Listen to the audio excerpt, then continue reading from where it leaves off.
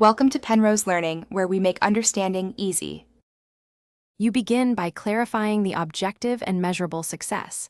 This guides everything else. Once done, pick sources that match domain and legality and plan a schema with concrete fields and label definitions. Make sure to set a sample size target and class balance goals up front because quantity without alignment wastes time. Start a small pilot poll now to validate assumptions and expose edge cases. This first step saves weeks later by revealing label ambiguity and distribution skews. Now build repeatable ingestion pipelines that deduplicate, normalize formats, and standardize timestamps so models see consistent inputs.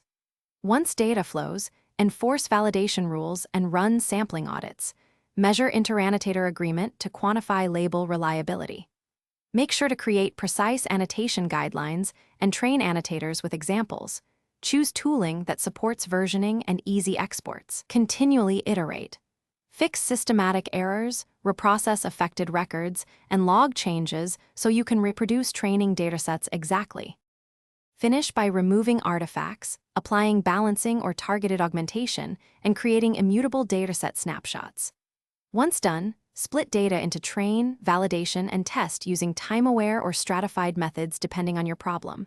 Store rich metadata and checksums for traceability.